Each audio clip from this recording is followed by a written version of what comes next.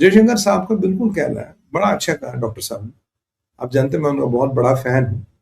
तो मतलब doctor Jaishankar is inspiration, Modi ji की तरह इज इंस्पिरेशन। उन्होंने बड़ा अच्छा कहा, बोला यार मक्का अलायंस बन गया, ऐसा नहीं है कि मैं इसको देखता नहीं, ऐसा नहीं मैं इसको इग्नोर, अरे यार ये कौन है कुछ नहीं करेगी, कहना नहीं, हर चीज का वजन होता है, हर चीज का वेट होता है। बट अब एक बात भी देखो, जो मक्का अलायंस के लोग हैं, they are all facing military challenges, they are all facing military challenges.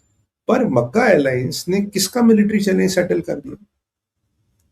भाई मिलिट्री चैलेंज तो अभी आपके सऊदियों का भी है, मिलिट्री चैलेंज आपके बाकी लोग का, तो मक्का अलायंस वालों ने किसका मिलिट्री चैलेंज सेटल कर दिया? तो कह रहा है, तो आपका कहना है कि वो मतलब कुकी बम है, मतलब इज यूजलेस अलायंस। नहीं नहीं, everything has a weight, everything matters. But अगर आप प्रैक्टिकली देखें तो किसने किसका चैलेंज यूज कर लिया, कौन किसके लिए लड़ने गया? सऊदियों के लिए कौन लड़ने गया? और जब से आपने एक चीज देखो, जब से सऊदियों ने मक्का लाइन ज्वाइन किया, अमेरिका और इसराइल ने बिल्कुल हाथ खींच लिया, American are not doing anything. जबकि आज जेलेंस्की भी रो रहा था, अगर मुझे यार मिसाइल नहीं मिल रहे, भाई तेरे को बोला था अमेरिका रशिया के ऑयल पे अटैक मत कर, तुझे समझ नहीं आया तो तेरे मिसाइल बंद हो गए। अब मोहम्मद बिन सलमान ने he went and sign this alliance, तो अब तो भैया ठीक है, कर लो अलायंस, साइन करो, तैयब अर्दोगन बचाएगा अब तुम्हें, तुर्किया बचेगा, पाकिस्तान बचेगा, मैं तो कह रहा हूं बांग्लादेश भी बचाएगा तुम्हें। देखिए कल को सीरिया को अटैक करोगे तो यू आर, आज हमारे परिस्थिति क्या है देखिए, let's talk factual. You go and strike Bangladesh, तो basically you are striking Pakistan and you are also striking Saudi, you are also striking Turkiye practically. बोलोगे ऑपरेशन सिंदूर में तो सारे आए थे, बिल्कुल आए थे। मोदी जी ने 15 अगस्त को क्या बोला? बोला सेना के शक्ति बढ़ानी है, सेना के लिए अस्त्र शस्त्र बढ़ा रहे। मेरे को अब लगता है, जो मेरी बहुत सालों से निवेदन है माननीय प्रधानमंत्री जी से, कि सर आर्मी का बजट कम से कम 1.5 से 2 गुना तो डिफेंस बजट। जैसे मोदी जी ने बहुत पैसे दिए पीछे कैपेक्स के लिए, मैं बहुत हाथ जोड़ के हर प्लेटफॉर्म से निवेदन करता रहा, कैपेक्स के लिए पैसे दीजिए। अब बजट ना दे, अब कैपेक्स बजट दे दे, हथियार खरीद लो, हथियार खरीदे भारतीय सेना। और मैं मानता हूं कि अब हथियार और खरीदे जाएंगे, अग्निवीर में हम और लोग लेंगे, और चीजों को और विशाल बनाना पड़ेगा। और सबसे बड़ा सोशल डिफेंस, वो सेल्फ डिफेंस फोर्स भी हम बना रहे हैं। तो हम चीजें कर रहे हैं, और 150 करोड़ का भारत किसी की बकौती थोड़ी ना, कोई यहाँ के आके तैयब अर्दोगन कुछ कर जाएगा। तैयब अर्दोगन की औकात नहीं है। बट प्रॉब्लम है कि अल्टीमेट प्रॉब्लम जो एक मक्का अलायंस में आएगी वो है कि अगर टेक्नोलॉजी ट्रांसफर होने लगे, टेक्नोलॉजी में न्यूक्लियर भी होती है, तो अगर कहीं से न्यूक्लियर टेक्नोलॉजी ट्रांसफर होने लगी तो ये समस्या बनेगी। देखिए आज किम के पास एटम बम है, तो आज आपको उसको खुश रखना पड़ रहा है ना, this not, you can't do much about it. अगर नहीं होता, अगर क्लिंटन ने एक्ट किया होता, किम के पास बम नहीं होता, तो Korea will be nowhere. But Kim के पास बम है, तो आज ट्रम्प को भी से बोला या is my friend, is good, is good. आज वो साउथ कोरिया की ऐसी तैसी करा किम को खुश रखने। बट वो एक अलग विषय है। तो टेक्नोलॉजी का proliferation is the only danger, there is no other danger.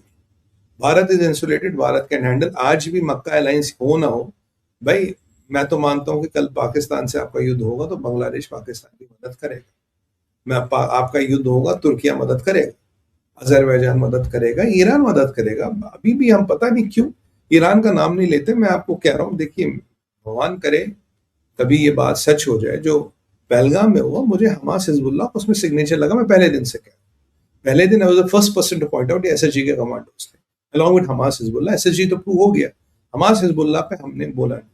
जबकि एक बार द्विवेदी साहब ने बोला था, बोला कि एक पांचवा मुल्क भी हम उसका नाम नहीं लेंगे, तो वो संभवतः ईरान था। बाकी चाइना का इन्वॉल्वमेंट क्या था, चाइना आप जानते क्या था, बट ईरान आया था, Iran was there. Let's kind of one day will agree about it. और जब भी भारत सरकार को उपयुक्त लगे वो एग्री करेंगे। इट्स नॉट कि मेरी बात सच हो जाए, बट आगे अब भी थे। और कहीं ना कहीं मुसलमान कंट्रियां इकट्ठी हो रही है अगेंस्ट, यहाँ अगेंस्ट भारत, अगेंस्ट इसराइल। देखिए यूरोप में इन्हें अटैक करने की जरूरत है, वहां तो रिफ्यूजीज को भेजो, क्वेटा मॉडल टेस्ट हो गया। अमेरिका से भिड़ने की इनकी औकात है नहीं, पुतिन को ये छेड़ेंगे नहीं, तो अल्टीमेटली ये बेचारे इसराइल पर टूट पड़ेंगे और फिर भारत। क्योंकि भारत में एक तकलीफ है नहीं, क्योंकि मेरे को एक, मैं नाम नहीं लूंगा, एक बहुत बड़े पॉलिटिशियन ने एक बार कहा, वो पॉलिटिशियन इज मुस्लिम।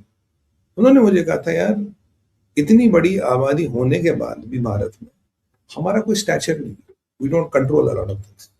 तो ये दुनिया में एक एक्सेप्शन है और ये एक मिस्ट्री बनती जा रही है। कहीं ऐसा ना भारत का मॉडल पूरी दुनिया में सक्रिय हो जाए। और पाकिस्तान बना था, आप जानते हैं पाकिस्तान की हालत क्या, पाकिस्तान पे बहुत बात करने वाले हैं। पाकिस्तान की तो मतलब गली गली का भिखारी बना फिर रहा पाकिस्तान, तो मतलब कुछ है नहीं दिखाने। तो कहीं ना कहीं टेक्नोलॉजी का proliferation and transfer can be problem, that's the only threat we have. और मुझे लगता है कि भारत, इजराइल, साइप्रस और ग्रीस में कुछ तो हो रहा है। वो गाना ना, हम में तुम में कुछ तो है कुछ नहीं है क्या, कुछ हो रहा, और ये होना बड़ी अच्छी बात। अब जरा चलते हैं पाकिस्तान की क्राइसिस में। पाकिस्तान में क्राइसिस की लंबी लिस्ट है। पहली शुरुआत करते हैं, देखिए शहबाज की सरकार हिल रही है। अब आप बोलोगे शहबाज की सरकार क्यों हिल रही है? मुल्ला मुनीर एक रूल लाना चाहता है, जिससे मैंने आपको बोला पाकिस्तान को 35 प्रोविंसों में बांटेगा और उन पर राज करेगा और अपने मिलिट्री वाले बिठा के हर एक प्रोविंस का गवर्नर बना के मामला सेट कर देगा। ये मैंने आपको कहा। तो ये वहां पे हो रहा है, ठीक है। बट ये करने के लिए उसको एक रूल पास करना पड़ेगा। मुल्ला मुनीर इज प्लेइंग सेफ। देखिए जब वो फील्ड मार्शल बना, Pakistani politicians did the blunder of their life time.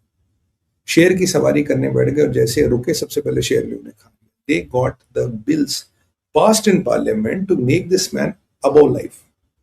अब इस पे आप इसको मिलिट्री कोर्ट नहीं ले सकते, इसको कॉमन कोर्ट नहीं ले सकते, जरदारी को ले सकते हो, शरीफ को ले सकते हो, भुट्टो को ले सकते हो, किसी को भी ले सकते हो, बट मुल्ला मुनीर को नहीं ले सकते। वो आपने खुद अधिवेशन पारित करके उसे वो जगह दे दी।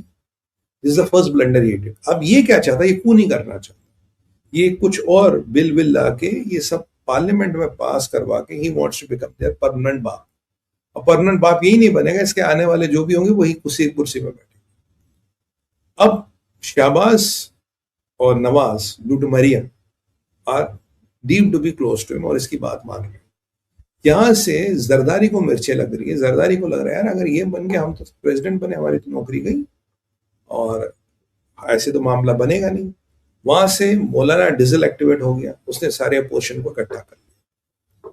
तो पीपीपी जो जरदारी की पार्टी है और मौलाना डिजल, ये सारे लोग मिलकर इन्होंने एक यूनाइटेड फ्रंट बनाया अपोजिशन का। ये यूनाइटेड फ्रंट अपोजिशन का कहना है कि भाई हम ये होने नहीं देंगे। अब इसको कैसे स्कटल करें, मुल्ला मुनीर के सामने को जाने की जाएगा नहीं, औकात है नहीं। तो अगर हम शहबाज को हिला दें तो सारा हिल गया। So what they are trying कि शहबाज मियां को हिलाया जाए। सारा हिल गया तो पार्लियामेंट में फिर कियोस, फिर नई सरकार, इलेक्शन, ये सब कहानी आएगी तो नया सिस्टम बनेगा। नया सिस्टम बनेगा तो चीजें कुछ देर के लिए डिले हो जाएगी, हो सकता है अवॉइड हो जाए, या मुल्ला मुनीर पे इनडायरेक्ट मैसेज दिया भाई ये चलेगा। और एक और हकीकत ये है कि America is cut him loose. अब इनकी हिम्मत क्यों बढ़ रही है, लग रहा है ट्रम्प के गुड बुक्स में है नहीं, ट्रम्प को इसकी जरूरत है नहीं, ट्रम्प को इसकी जरूरत है नहीं। और मैं आपको जनवरी में बोल चुका था जुलाई अगस्त तक का टाइम है इसके पास, ट्रम्प का पेशेंस इतना ज्यादा नहीं है। हिल कट हिम लूज, वो कर चुका। तो अब ऐसे में he doesn't have too many options। और जब तक अमेरिका का संरक्षण था तब तक पाकिस्तान बादशाह थे, अब नहीं है। तो आप जानते हैं कि काफी धुरंधर पाकिस्तान में निपट जाते हैं, तो कोई एक्सेप्शन तो है नहीं।